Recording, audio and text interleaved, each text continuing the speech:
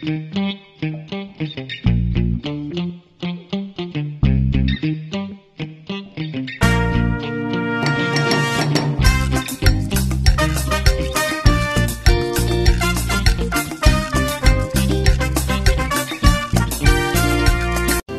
ako perpekto, pero kaya kong makontento sa taong kayang humawak ng pangako, papahalagahan at iingatan ang pagmamahal ko. Hello everyone! Hello madlang people! Ayan! Nandito na naman ako guys, bumabata sa inyo ng magandang araw.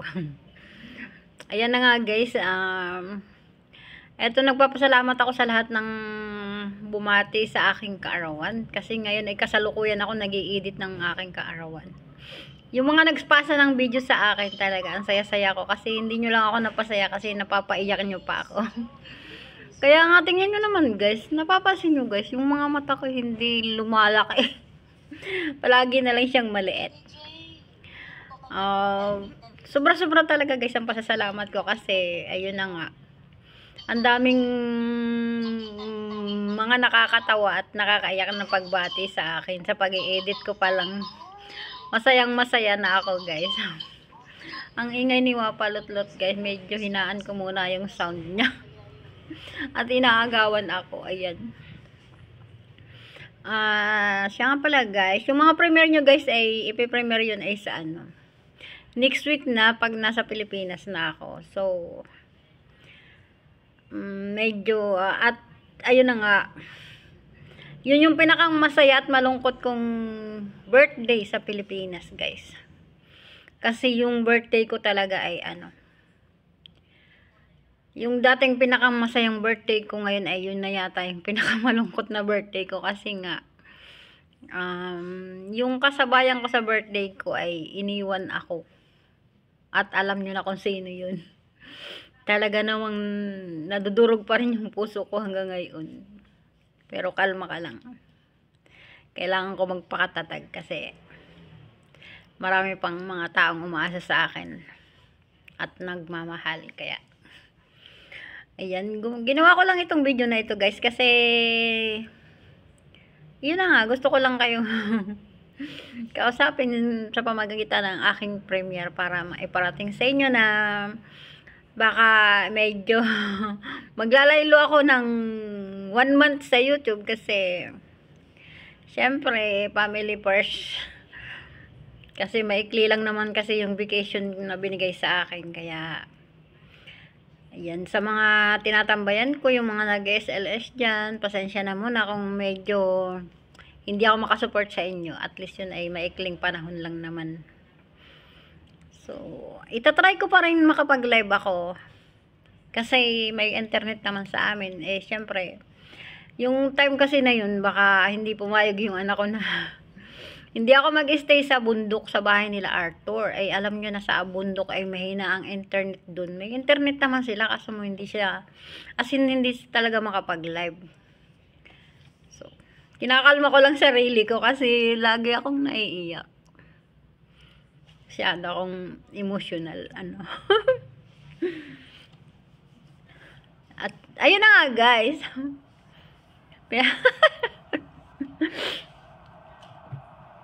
Masayang nakakaiyak. Kasi, syempre, uuwi ako, magbibigay siya. Maraming nabago sa. Teka muna, ikat muna natin ang konti. Yan, continue na ulit.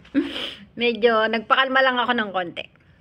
At ayun na nga guys, sinasabi ko, yung sa pag-abroad talaga, may maraming mga bagay na, mga pangyayari talaga na hindi mo inaasahan.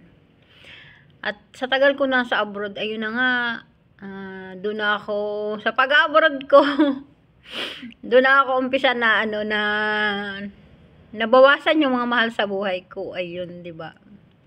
Ang kauna-unahan na pag-abroad kong nawala ay syempre yung ama nung mga bata.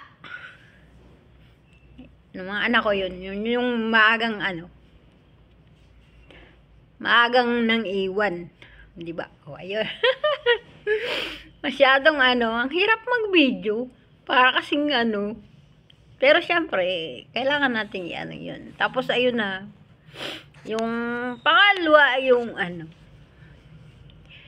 kapatid ko na panganay sa akin na lalaki. Yun.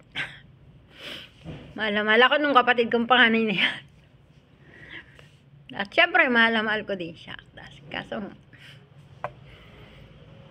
talaga hindi may iwasan. Siguro kaloob na ni Lord na maaga silang kinuha. Ayun. Sa mundong ibabaw, hindi natin alam talaga kung kailan tayo ni Lord kukunin, di ba? Kaya kailangan natin mag-ingat sa sarili at syempre magpakatatag. Ganun yun. At syempre yung talagang the worst na nangyari sa buhay ko, yung iniwan ako nung bunso kong kapatid. Grabe, no?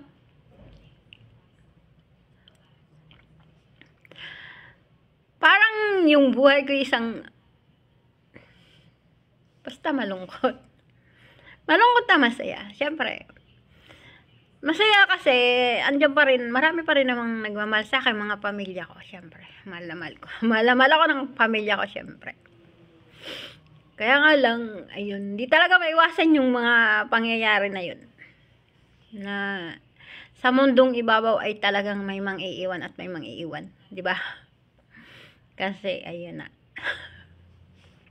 Anyway, nabanggit ko lang naman kasi, ayun na nga, yung magbabakasyon kasi ako kasi, ito yung bakasyon ko na first time na na talagang malungkot. Pero pipilitin kong maging masaya, di ba? Kailangan maging masaya yung bakasyon ko, kaya ang hirap naman to. Ano ba naman yan?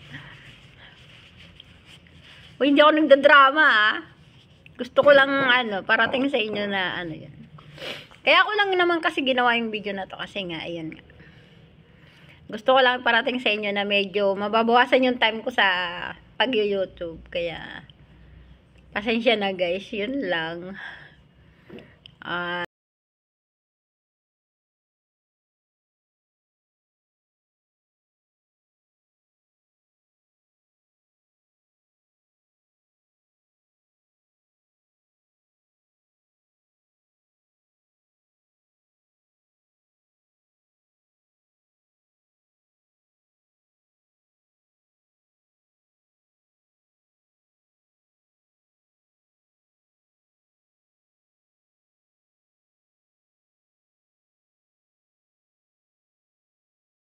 Ako, kaya medyo huminto ako pag-video. Ayan.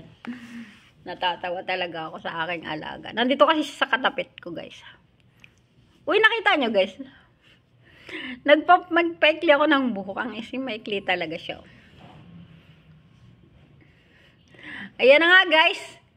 Hindi ko na masyadong papahabain itong itong video ko kasi wala naman ako ibang sasabihin sa inyo kung hindi alang yan. Ganun lang, mag-ingat kayo palagi dyan sa Pilipinas. Kung saan man sulok kayo ng mundo. At nagpapasalamat ako sa inyo guys kasi andyan kayo palagi sa aking mga live at nagsusupport. Pati sa mga aking premiere. At syempre, andyan kayo mababait. Mababait na mga friendship ko. Sinisip mo na tuloy ako kaiiyak. This day talaga guys ay medyo masyado akong emotional. Emotional. At saka, yung mga kapatid ko walang tigil na katatawag. Sila yung excited talaga pag uwi ko. Talaga sobrang excited na mga kapatid. Talagang halos sa isang araw tawag sila ng tawag. Doon ko napapatunayan na sobrang mahal na mahal ako ng aking pamilya, ng aking mga kapatid, ang aking anak. Ayan, di ba? Ganun yun. Kasi yung importante sa ating buhay ay yung bonding ng family, yung nagmamahalan tayo, 'di ba? Bawal yung tampuhan, ayan, bawal. Kailangan ay magmahalan. Kahit hindi Pasko ay magmahalan. Ganun 'yon. Okay na guys, hindi ko na masyadong pahabain, pero ang haba na ano. Ito lang yung counting message ko sa inyo. Ayan, magpakabait kayo dyan sa Pilipinas. Ayan. At nagpapasalamat na ako talaga doon sa mga bumati sa akin kasi ayun na, ini-edit ko na talaga ngayon guys. Kaya nga yung mata ko lagi na lang may mga luha sa na nangingilid kasi tuwing mapapanood ko yung nagsisend ng message ng video, ayun na naluluho akong natatawa. Kaya ayan. Okay na guys. Paalam. Bye-bye. Love you all. Okay na buhi, yugyugon din ang mugahi. Pagkala ay baning ako ang kinabuhi. Way ana-ana, kay ang ganan niya nawala. Ay ay ay.